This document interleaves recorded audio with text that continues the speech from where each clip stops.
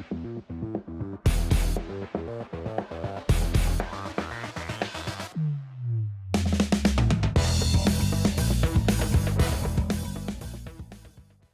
everyone, welcome back to the channel. Thanks for tuning in again. I get so many questions and comments from viewers who want me to talk more about bank fishing.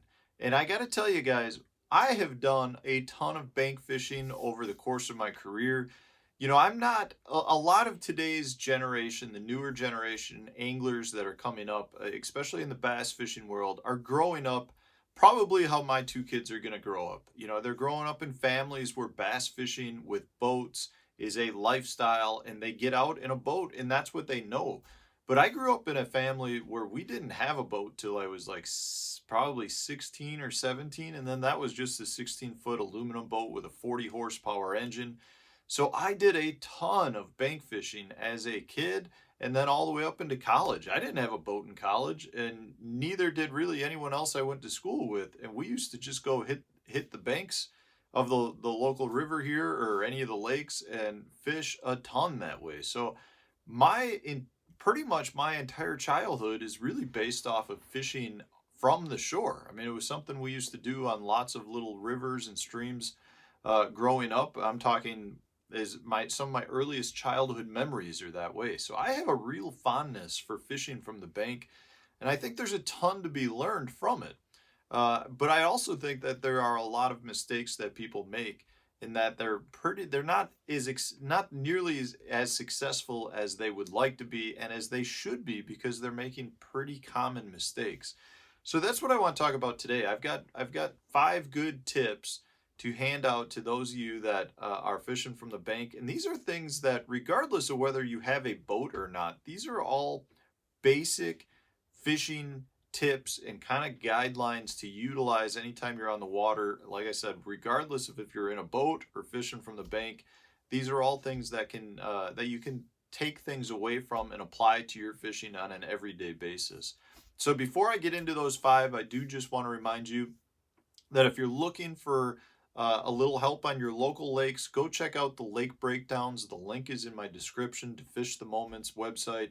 And we've got a ton of lake breakdowns on that website. It's myself, Johnny Schultz, as well as Randy Blockett, who are putting these together. And if we have not covered a lake that you want us to cover, you can request a personal lake breakdown from yours truly, and I'll break down whatever lake you ask. And that breakdown includes 40 waypoints and a general summary as to the things that you want to be looking for during that time of year that you want me to break down. So if it's summer fishing, that's what I'll concentrate on.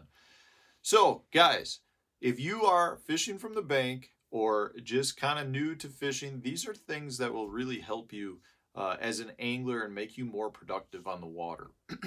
The first thing that you need to recognize when you're fishing from the bank is that you are limited in the amount of movement that you can do.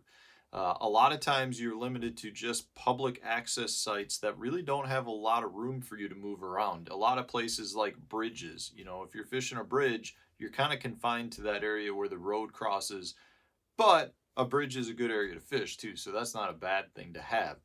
But the key with that is, if you're fishing, in confined areas, you do want to be able to make long casts.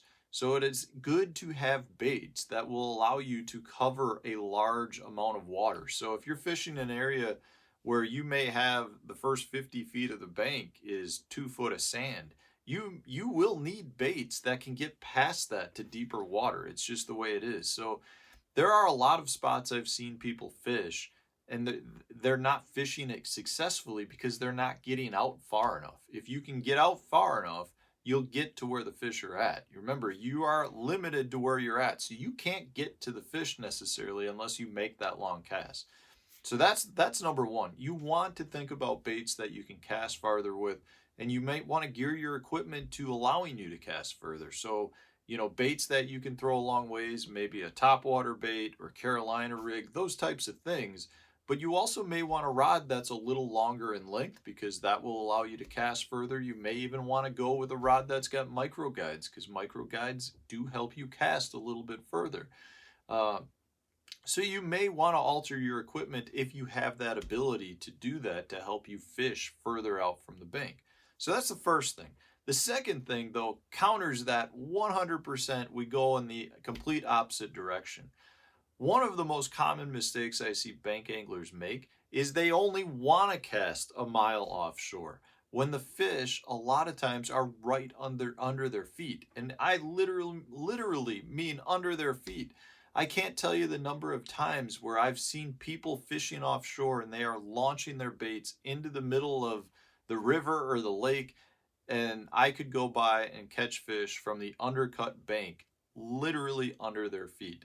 So it's one of those things you want to recognize that a lot of times there are sweet spots right on the bank itself, and that's where there will be fish sitting to the point where you can just dangle your rod right down over the edge and catch fish. Especially if you're fishing on rivers, that's where you'll find a lot of the undercut banks, a lot of your eddies, a lot of channel swing banks, holes along the bank, just areas that the fish are using to feed or get out of the current. So especially on rivers, I think a lot of times people are casting away from where they need to be.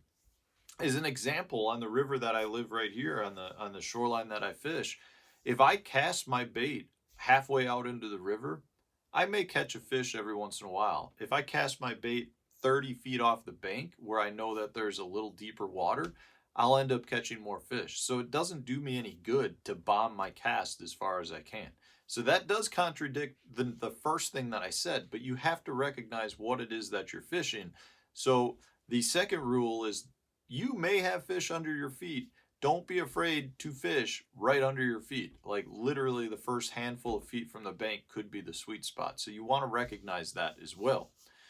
The next thing is, because you're limited as to the distance that you can travel, you want to try to identify transition routes for fish that will have fish coming to you throughout the day. If you are limited to a simple place, a single place where you're fishing, you put a chair down and you sit there all day, it's much better to be in a position where you have fish that are moving through. So good transition places would be pinch points. So if you've got a bridge, for instance, is a lot of times a pinch point. So therefore bridges are usually really good to fish. If you've got a point can be a really good transition place. Channel swing banks, like I said, or deep holes. Dams, if you're fishing rivers, below the dams, you always have fish coming up towards the dam and towards the spillway to feed. Those are just high percentage places, but it's going to put you in areas where there are fish constantly coming to you. So it's not as simple as, like I mentioned before, if you've got an undercut bank, there may be a fish that's living under that bank and you catch them right away, but it's going to take a while for that spot to get replenished. If you're fishing a bridge or a point or below a dam, a high percentage place that fish are constantly using, there are so many fish in that area that you can catch fish routinely, cast after cast, when a new school or wave moves through. So you want to put yourself in those high percentage areas. It really does make a difference than just saying, okay, we're going to go fish off this park and cast off, a park bench, because chances are that's not a sweet spot. So you want to recognize that there are definitely better places to fish. Some simple research, just on local fishing forums or on Google Earth, you'll be able to find a ton of really good places that you'll be able to fish and access from public property and parks and that type of deal. So if you're talking about baits, you want to also recognize that some baits just are not made for fishing from the bank very well. If you're throwing a crankbait, for instance, chances are you're going to get stuck at some point because you're reeling uphill. And when you're reeling uphill, you're banging the bottom. And if there's something off the bank, chances are you're going to get stuck. And unfortunately, in a lot of these areas, there's a lot of people that have broken off, and there'll be a lot of fishing lines stuck on the bottom. And therefore, there's a lot of things to easily catch treble hook baits on. So for me, I'm not a big fan of throwing treble hooks off of the bank unless it's a suspending bait or topwater where I know I'm not going to get stuck on something. Some of my favorite baits from fishing from shore are Texas rigs, Carolina rigs, jigs, wacky worms, lightweight, relatively weightless worms where they're not going to really bury down in the rocks or bury down in things that are on the bottom. So I generally try to stick with either baits that suspend high up in the water column or on the surface, or baits that are, you know, uh, supposed to be weedless baits, Texas rig type baits for the bottom fishing. The last tip for you is you want to be mobile. Don't think just because you picked a spot that's where you got to sit for the next 3 hours or the amount of time that you have to fish. I generally, when I'm bank fishing, I will pack like a backpack full of the things that I know I'm gonna need, and I take one or two rods with me, and I try to cover water. So if I have the ability to walk a lot, I will walk the bank. If you're on public property and you can cover a mile's worth of shoreline, then that's what I'll do. And if I can't do that, I'll cover a lot of miles in my truck. I mean, I'll hit one spot, give it 15, 20 minutes. If it's not working, I'll load up, go to the next spot. So I've got lots of milk run, like a milk run of spots in my area that I can definitely cover a lot of water, and I'll eventually find fish. And a lot of those spots may just be spots that are kind of good for one or two fish. So I'll catch one or two, give it another 15, 20 minutes. If it doesn't work, I move. So I'm basically covering water the same way I would be doing in a boat. Only now I'm just driving from spot to spot. On the local river here on the Wisconsin River, there's so many places you can fish from shore that you're really in a good position. Just move, move, move. I realize not all of you have the ability to do that, but even if you're, on a park lake or something like that, you can move around. Don't feel like you just got to set up in one place and that's how your day is going to go for you. You're better off trying to move and cover water, pack light so you can move around a lot. And I think you'll see that your success goes up a little bit. I mean, I've had some absolutely phenomenal days fishing from the bank. I really, really love doing it, but it is a little bit more, grueling. You got to put some effort into it if you want to cover a lot of ground. But that's not a bad thing. A little exercise isn't a bad thing either. So I hope this helps you bank anglers out there and some of the new fishermen, as well as some of the guys that have boats, because you can apply the same thing to your boat if you're on the water and you're mobile on the water.